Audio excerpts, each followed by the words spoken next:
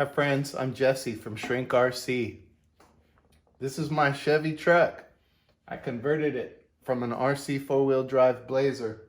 I wanted to do a deep dive video, show you guys how I went about converting that Blazer into this truck. So this is a RC 4-wheel drive Blazer. And that's how it comes, basically. Of course, this one's mounted on a Axial SCX 10.2. We make body mounts to put RC 4-wheel drive and Tamiya hard bodies on whatever chassis you like. And what I've done is cut that Blazer body, turned it into a Chevy truck. And I want to show you guys how I did that. First, before I take anything apart, let me give you a good look at this truck.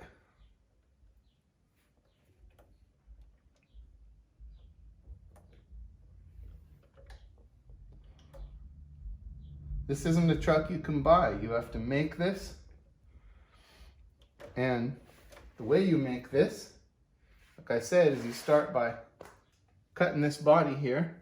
There's a tooling mark inside the body where that's injection molded, and there's a perfect line on the inside that shows you where to make that cut. So you can kind of line up to it with some tape and stuff on the outside, and then you'll get your marks. Cut it. I like to use a metal fine tooth hacksaw blade, like a 24, 28 tooth metal hacksaw blade, and you can put some tape around it. You can use it with a handle, but I use that to cut on that mark that I was telling you about. Then I usually use, I should have had a bottle out here to show you, but I use Starbond medium CA glue. That's a black, thick CA glue that has like some bits of rubber in it. So it's not like normal CA glue, which is kind of brittle and I would not recommend. The Starbond black medium CA, it's got a little bit of like pulverized rubber in it, I think. I'm not an expert, but I use their product. I like it. And it's what holds things together for me. And you've got to use it with the accelerator. Make sure you get a can of the accelerator for it, or it really won't work right. Make sure when you're gluing parts together that you always sand away any paint, and always make sure that you're gluing raw plastic to raw plastic. If there's any paint in between at all, it's gonna ruin Christmas for you. Sand the paint away before you glue those parts together, and use the accelerator. Now, if you want to be really OG and do it hardcore, you don't have to use a CA glue at all. You can get a MEK, it's methyl ethyl ketone, it's nasty stuff, and people take that and you can melt ABS in that. And you make a slurry with it, and you can bond the parts together with that MEK slurry. It's a little bit hot out here, but that MEK slurry will melt your pieces of plastic together and it'll be welded together. But it's really, really nasty stuff. It takes a while. You've got to hit it right on the first try. If you don't, you'll bond your parts together crooked and you're stuck. You can't unbond them. So I like using the Starbond these days. I'm a convert now. I used to really fight it, and that's the only reason I'm talking about it the way I am, is I used to really fight using CA glue, and I'm still against using a plain clear CA. It needs to be something like Starbond, and I'm only mentioning their brand because it's got that rubber in it, and it makes it to where it's a little bit flexible. It doesn't break as easily, and it makes all the difference in the world. They give me free glue, but I've never, they sent me a few bottles of glue, and they write to me once in a while and ask me if I need any more, and I don't, because I just use a little bit here and there. So it's not like I'm getting some giant perk out of that. It's just that I like the product, and so I wouldn't say I did if I didn't.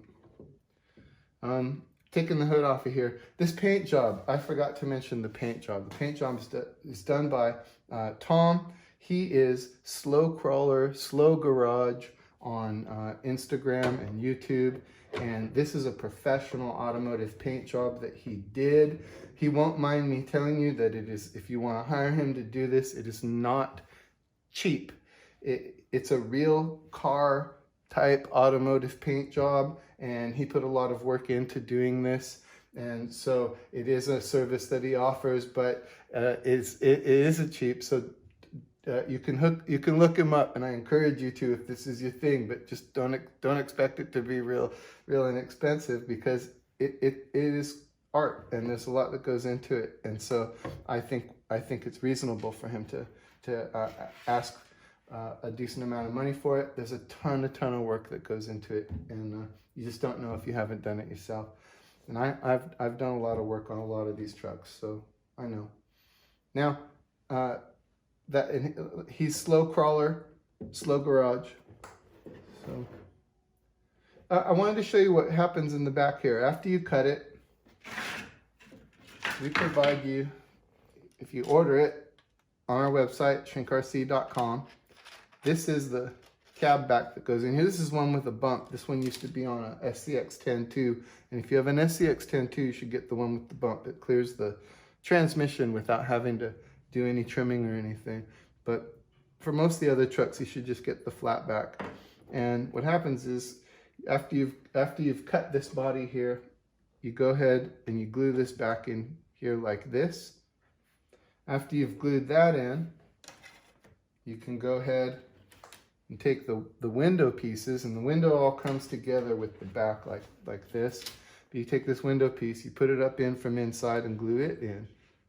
Now you've got a frame in there. And once that frame is in there, you can drop the glass. From inside, you'll drop the glass in there like that. And then you can take the inner frame. Don't use super glue in this area. It'll frost the glass. You use shoe glue or E6000, something like that. And then, oops, got that backwards. And then but you can take and glue that trim piece in there, say after it's all in there, and that trim piece will hold your window in place from falling out, and that way you don't get glue all over everything. Oh, and the window comes with make sure you peel it off.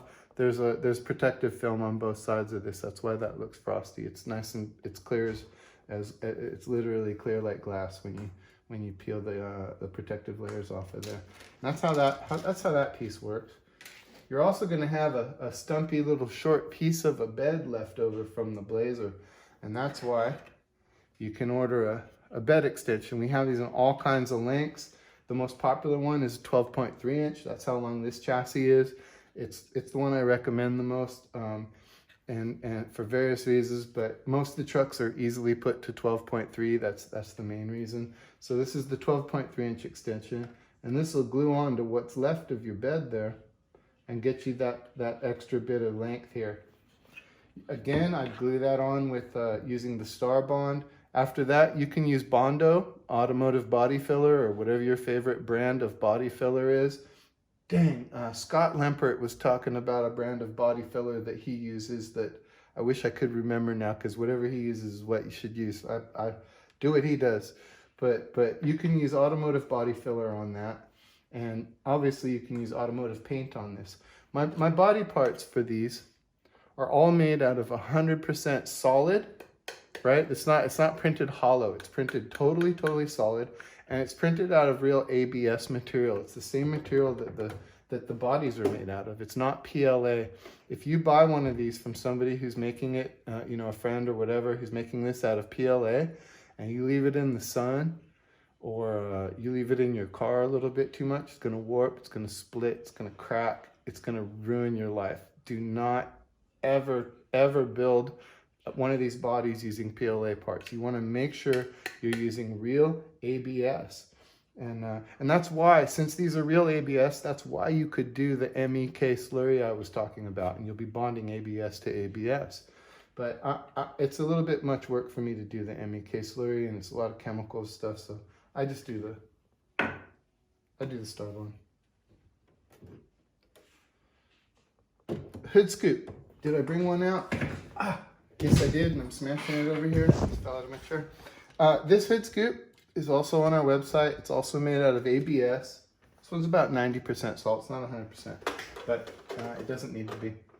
And what I suggest doing with that is same as with any other time you're gluing ABS to ABS or any plastic anything. Sand off the paint before you glue that down on there, or else it's going to come off on you. if you really wanted to just stick this on there and you don't want to sand this off, you don't want to paint that, put it on with E6000 or Shugu. But if you want this to be permanent and you're planning on painting it and stuff, sand the paint off, put it on there with some Starbond or MEK slurry, and then you can sand it all some more, and then you can paint it.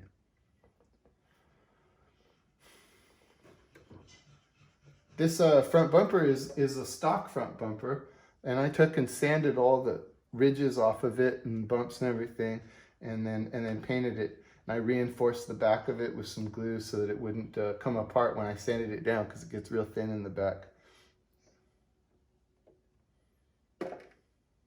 Everything's painted black on here, as you can see. I won't take out the interior right now, but inside of there, probably should take it out. Oh, it'll take too long. I'm not gonna do it. But inside there is our bench seat and also our door panels. The Blazer doesn't come with door panels. So there's the door panels in there. And there's the bench seat. This also has our dash lift, which raises the dash 10 millimeters, because it comes really oddly low. And you can get that dash lift even if you're not doing this kind of conversion. Like this one has the dash lift in it too. It brings the dash up to where it ought. Oh! Well, that's totally broken. Sorry, Tom, I ruined your hood. Let's see how bad it is. I know everybody's gonna want to know. I won't pretend that it didn't happen. All right, let's see. And can't tell anything happened. A little bit of nick over here. I actually did that before, so to be honest, but that looks perfect. Okay, I don't have to start crying immediately. But as you can see, that wasn't on. Everybody relax. Everybody calm. Okay, now I'm gonna put that over here before I drop it off again. Little Desert Eagle shifter I put in there. I found that in a quarter machine at the store. So nothing else too special about this.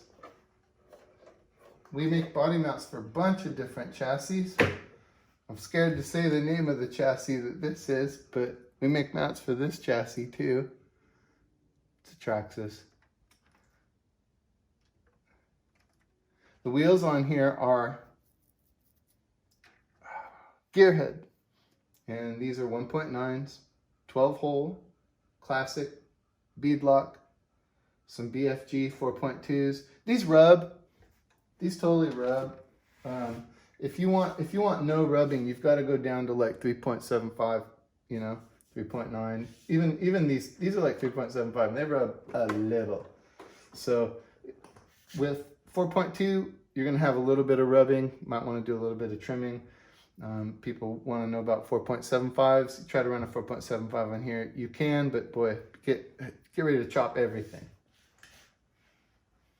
Oh, I should show you what I did underneath to get it to clear all this stuff. Because as you can see, I've got both servos in there. See here, I trim the front of the bed just a little bit right there to let that cable go smooth through there without hitting anything. Likewise here at the back of the cab. And then if you look under here, there's a slot that I put for the front servo, and that clears all that. But you almost can't see any of that when it's all together and stuff. It's funny how it just kind of disappears in the floorboard there. But a little bit of trimming with a Dremel along here, because the motor is offset to this side, which is there, and so you gotta just take that with a Dremel till you've almost Dremeled through it, and then stop. And then that would give you some clearance for the motor and transmission there. You don't have to put our bench seat in here to do this. You can, I actually only recently started running it with the bench seat after it got the new paint job. It used to be in here with the bucket seats. You can do it like that, no problem. I usually just let the back hang. There's a good screws up front that get good grip on the interior, and the interior's not really going anywhere. And you could go in and glue something on there and make a thing to reattach the back side of the interior there. I don't bother. I don't care. Oh, I got to show you about the rear shocks. This one I cut for the shock towers. that's the thing you can do. It's what I do on most of my trucks. I don't mind that. A lot of times I'll put an ice chest or a toolbox on top of those to hide them. But if you really don't like that at all, you can do a cantilever setup, or you can do some kind of short shocks and then attach them straight to the frame or to some real short shock towers. So there's a bunch of options back there, but you just know that you need to deal with that. If your truck isn't a 12.3 wheelbase, it's pretty easy to convert it to 12.3. Just you know, almost every manufacturer makes a 12.3 version. On this one, I like to run the battery up front here. I should have showed you that. I run a stubby up here in front of the front shocks.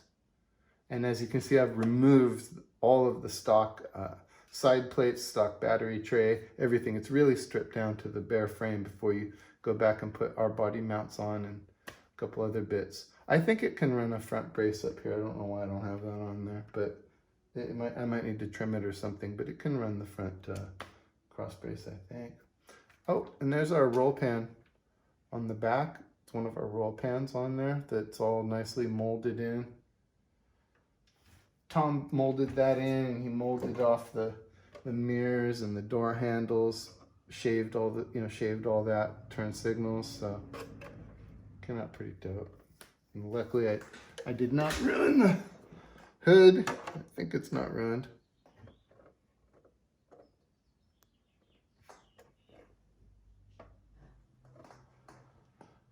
Oh, I probably forgot something. If I did, let me know in the comments. And cheers, guys.